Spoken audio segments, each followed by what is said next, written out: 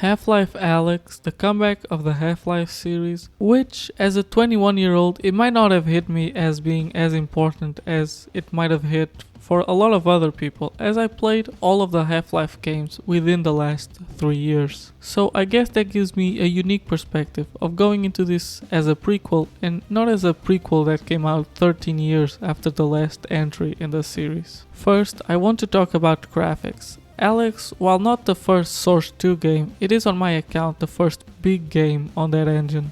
And well, it looks quite amazing. It doesn't just look good for a VR game, it looks good in general.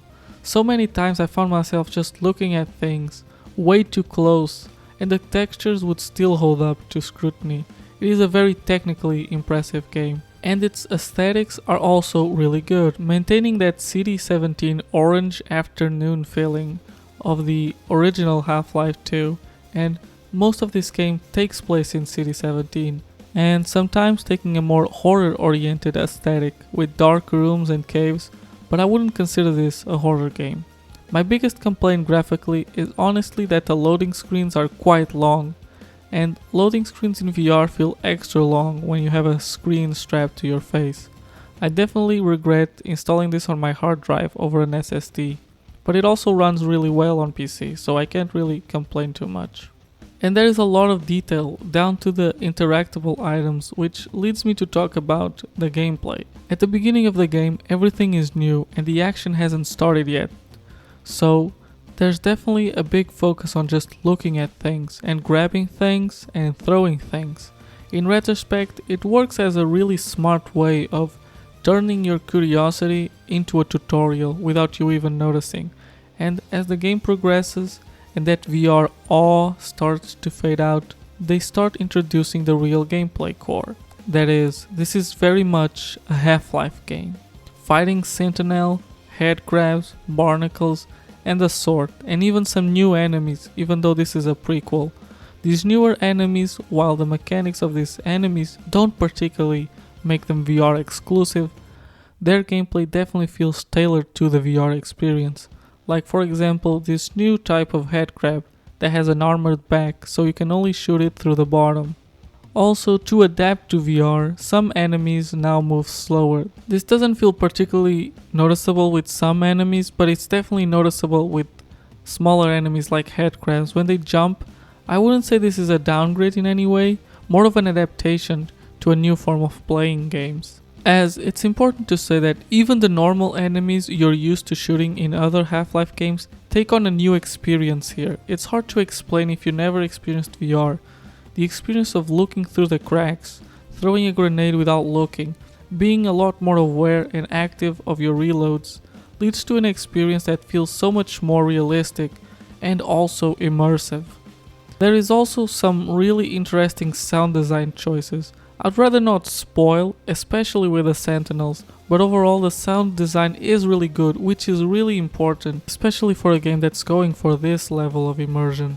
And the soundtrack is good too, but not as much of a standout in my personal opinion, which also kinda just goes with other Half-Life games, in my opinion.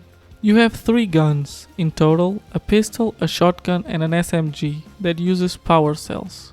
It is a very small roster, but it does hit on most of the different types of gun feels you get in a first-person shooter, especially when you fully upgrade them. These upgrades are very tailored to this specific game, which might make them seem odd or useless at first. For example, you can upgrade your pistol to have 3-shot burst, which didn't make much sense to me until I realized most head grabs take 3 shots to die. You can upgrade your weapons with this item called resin. It's probably the most common item in the game, as you'll find it all through the game, which keeps you motivated to explore even after that VR awe has passed.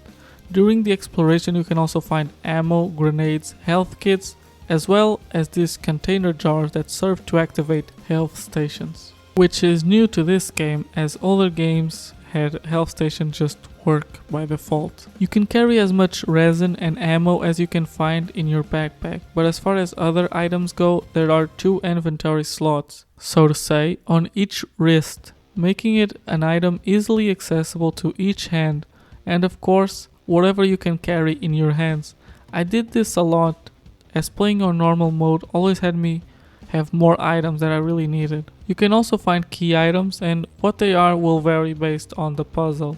Puzzles are at their best when they integrate with or make you work around the environment, but most of the times puzzles will be somewhat gimmicky in the form of these hacking sequences. They are a bit repetitive and a bit too easy, but overall it does feel like a really well crafted experience, pacing the action with the puzzles in a very satisfying way.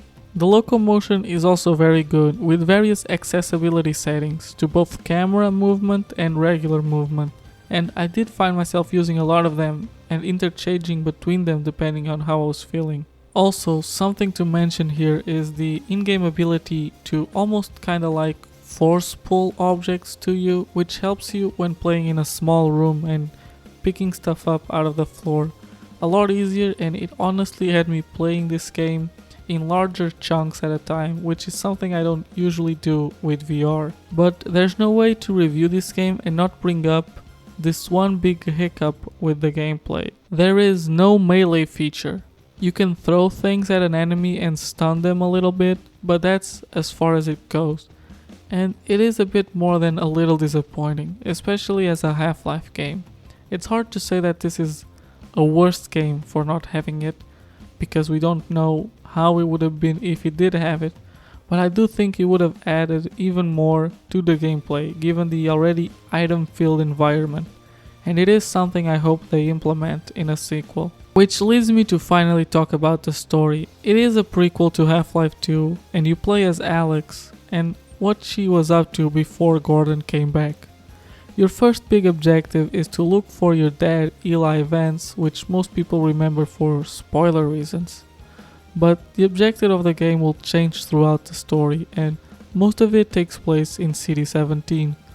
But it does end up being a lot more important to the main story than most of these prequel stories tend to be, which is good, and it promises a lot for the future of Valve and their games. Again, no spoilers. Finally, the last thing I want to talk about is the difficulty, and VR is still quite a new genre, setting, medium, I don't know, and not everything has been figured out about it, and honestly, I found normal to be pretty easy, which I think might have been done on purpose to incentivize creativity when in the action scenes, but regardless, if you're looking for a challenge, you will definitely want to start on hard. Overall though, this is a really good game, very unique in a lot of ways, and it feels like a stepping stone, in a good way. And hindsight is always 20/20, but right now it feels like a very important game in the history of games, and VR especially, and it is in my opinion the best traditional story experience in VR you can have right now. And for that I'm giving this game an 8 out of 10.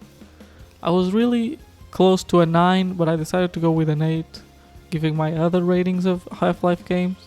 Don't take this too serious, it's just a rating. And yeah, I'm doing scores now, ratings, because why not? Anyways, have a good day. Please subscribe, because that's a good thing. I say that every video. And hopefully you like it and you comment and all the things that people do on YouTube. There's a thing called the notifications, I guess. I'm not saying I guess, I know there is. And you should do it. Bye.